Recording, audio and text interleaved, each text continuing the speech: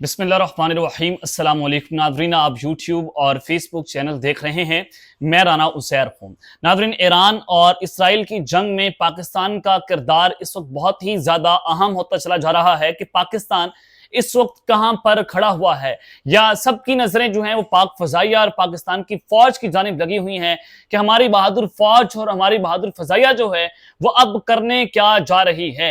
इस वक्त भारतीय मीडिया की जो चीखें निकली हुई हैं और उस चीखों ने यह बता दिया है कि इसराइल में भी सफ़े मातम बिछा हुआ है। और अब तक की सबसे बड़ी ब्रेकिंग न्यूज ईरान इसराइल जंग से कि पाकिस्तान जो है वो बाज़ाब्ता तौर पर क्या इस जंग में कूद पड़ा है। पाकिस्तान जो है वो इसराइल में एटमी धमाका करने जा रहा है। ये एक खबर है जिसने इस वक्त पूरी दुनिया में हलचल मचाई हुई है। इस खबर की मुकम्मल डिटेल्स, मुकम्मल तफसीलात जो हैं बमा हकाइक और बमा सबूत आपके सामने रखना बहुत जरूरी है।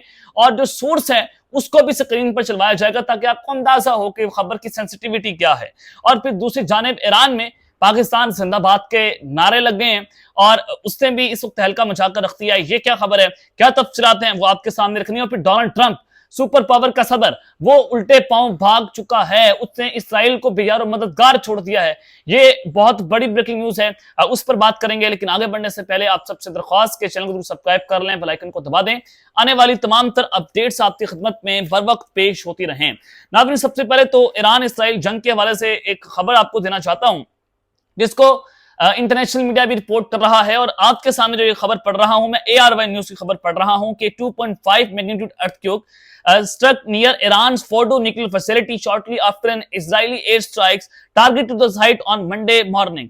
आज सोमवार की जो सुबह है, इसराइल का मीडिया भी ये रिपोर्ट कर रहा है कि 2.5 मैग्नीट्यूड का अर्थक्वेक जलसला जो है वो फोर्डो, जहां पर ईरान का न्यूक्लियर फैसिलिटी प्रोग्राम पड़ा हुआ है, वहां पर यह धमाका हुआ है और वहां पर अर्थक्वेक आया है, जलसला आया है, जिसने इस वक्त ईरान में भी खलबली मचाई हुई है। अब दूसरी जानिब जनाब ईरानी जो फौज है वो इस वक्त मुकम्मल तौर पर इसराइल पर हमले कर रही है। और कल रात से ईरान जो है वो इसराइल पर बड़े जो है वो खतरनाक किस्म के हमले कर रहा है। और आज सुबह सवेरे ईरान ने इसराइल के 4 शहरों को टारगेट किया। और अब जो आपको खबर देना चाहता हूं कि इसराइल की 30 जगहों पर 30 मुख्तलिफ मकामात पर मिसाइल गिरे हैं और 370 मिसाइल जो है वो हिट हुए हैं।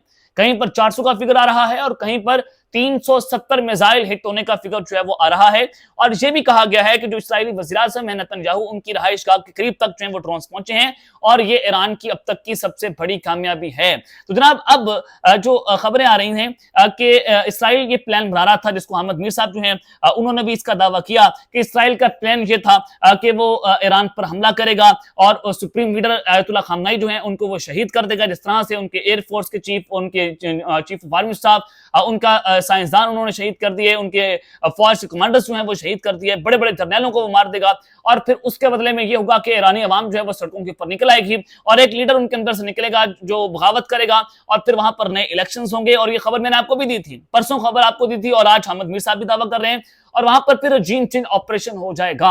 अब ये जो मंसूबा है इसराइल का नाकाम हो गया। अमेरिका ने भी इसराइल की यहां पर मदद करने से इनकार कर दिया। और आपको अपने पिछले व्लॉग में भी बताया था कि इसराइल ने अमेरिका से मदद मांगी थी कि हम आयतुल्लाह खामनाई जो सुप्रीम लीडर हैं उनको मारने जा रहे हैं, और ट्रंप ने इस गेम में आने से इनकार कर दिया था। ट्रंप ने कहा कि वो ऐसा हरगिज़ न करें, जिसके बाद जो है वो इसराइल ने ये स्टेप जो है बनी है, क्योंकि इसराइल बियारो मददगार हो गया है, इसराइल अकेला खड़ा हुआ है। अब कनाडा में जनाब G7 इजलास होने जा रहे हैं और अमेरिका वहां पर निकल रहे हैं।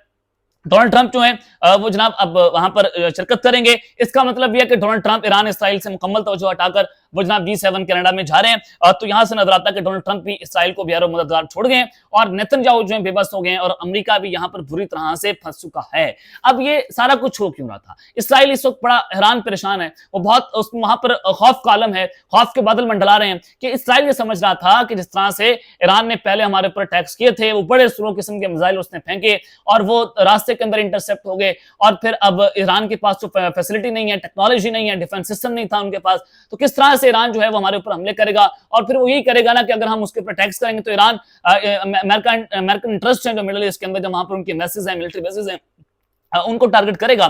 तो यूं अमेरिका जो है वो भी मैदान में उतरेगा, वो हमारी मदद को आ जाएगा और हम ये सारा कुछ जो है वो जनाब कर देंगे।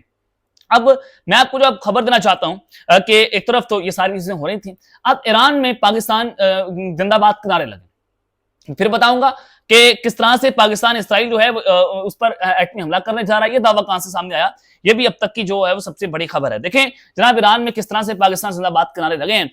ईरानी पार्लियामेंट में आज अहम तरीन इजलास था और उनके सदर ने वहां से खिताब भी किया और ईरानी पार्लियामेंट में आज इसराइली मुर्दाबाद और अमेरिका मुर्दाबाद के नारे जो हैं वो लगाए गए और पाकिस्तान का शुक्रिया वहां पर अदा किया गया और पाकिस्तान शुक्रिया के नारे लगाए गए और पाकिस्तान जिंदाबाद के नारे भी वहां पर लगाए गए। जहां पर उनके सदर बैठे हैं, वहां पर उनके वज़रा बैठे हैं, उनके जनाब जो पार्लियामेंटेरियंस हैं वो वहां पर बैठे हुए थे और ईरानी पार्लियामेंट के अंदर इस तरह के नारे लगाना और पाकिस्तान का वहां से शुक्रिया अदा करना, तो इसका मतलब यह है कि पाकिस्तान की पोजीशन इस वक्त बहुत वाज़ेह है और पाकिस्तान जो है वो इस वक्त इसराइल के खिलाफ डटकर खड़ा हुआ है। देखें बहुत सारी चीजें होती हैं जो नहीं बताई जाती और बहुत सारी चीजों को उसमें पर्दा रखा जाता है और कुछ डिप्लोमेसी भी होती है, कुछ ममालिक के दरमियान राब्ते भी होते हैं।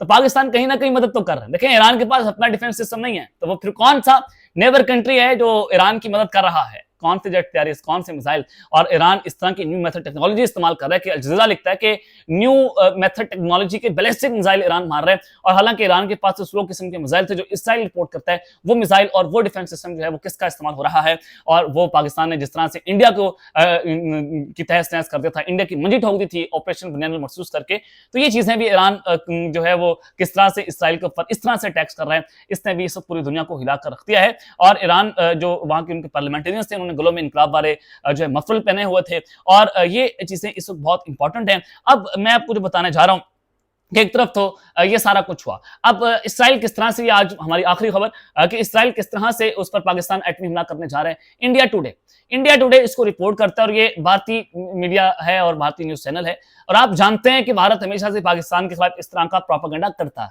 पाकिस्तान के ऊपर इस तरह के इल्जाम लगाने की वो कोशिश करते हैं। हमेशा से भारतीय मीडिया इंफॉर्मेशन का बाजार जो करता है, जिससे मिस इंफॉर्मेशन फैलाता है, जिस तरह से उनके बहुत सारी वेबसाइट्स और बहुत सारे नेटवर्क्स जो हैं वो पकड़े गए, डिसइंफो लैब पकड़ा गया कि वो किस तरह से पाकिस्तान के खिलाफ इस तरह का प्रोपेगेंडा कर रहा था।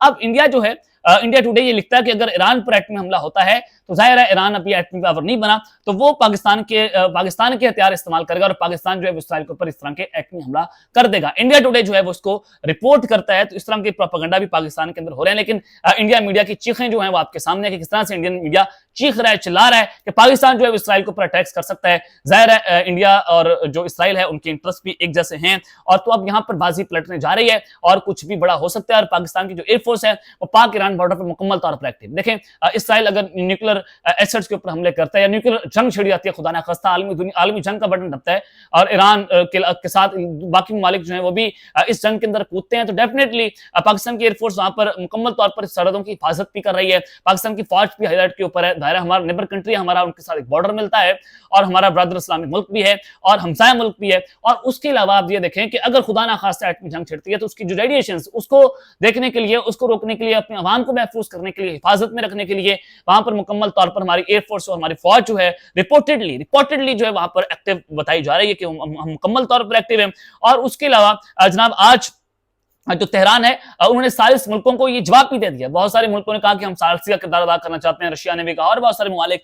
तो आज ईरान ये कहता है और ये उनकी सरकारी मीडिया की खबर है कि इसराइल के हमलों के दौरान जंग बंदी पर कोई मुज़ाकरात नहीं करेंगे। वो कहते हैं कि जब तक इसराइल अपने हमले नहीं रोकेगा हम फिर हमले करते चले जाएंगे। ये फुल फ्लेज वॉर है, लंबी जंग चलेगी। ईरान ने ऐलान कर दिया है कि हम जब तक इसराइल अपने हमले नहीं रोकता हम कोई जंग बंदी जो है वो नहीं करेंगे, सिर्फ इस सूरत में सिनिदा मुज़ाकरात करेंगे जब ईरान इसराइल के पेशी हमलों का जवाब मुकम्मल कर लेगा। उन्होंने कहा जब तक हम अपना जवाब मुकम्मल नहीं कर लेते तब तक जो है वो हम सिनिदा मुज़ाकरात जो है वो नहीं करेंगे। रिपोर्ट में इसराइल के साथ जंग बंदी के अलावा अमेरिका के साथ नए जोहरी मुआहदे के लिए मुज़ाकरात की बहाली का तज़किरा भी किया गया और अहदेदार ने बताया कि ईरान ने कतरी और ओमानी सालिसों को मतला किया कि वो सिर्फ उस सूरत में सिनिदा मुज़ाकरात करेंगे जब तक ईरान अपना रिएक्शन रिटेलिएशन जो है मुकम्मल ना कर ले। और ज़राए ने नाम जाहिर ना करने की शर्त पर यह बताया कि ईरान ने यह भी वाज़ेह कर दिया है कि वह हमलों की जद में रहते हुए मुज़ाकरात नहीं करेगा।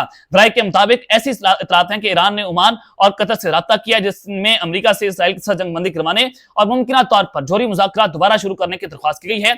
ऐसी तमाम खबरें रिपोर्ट्स गलत और बेबुनियाद है कि ईरान ने किसी भी किस्म का कतर और ओमान के साथ राब्ता नहीं किया। ईरान कहते हैं कि हम जंग लड़ेंगे और जब इसराइल जो कर रहा है वो भी हम सारा कुछ करेंगे। अब तक के लिए अपना ख्याल रखिएगा और इस अपनी लाजमी रखने। अल्लाह ने के बाद पाकिस्तान जिंदाबाद।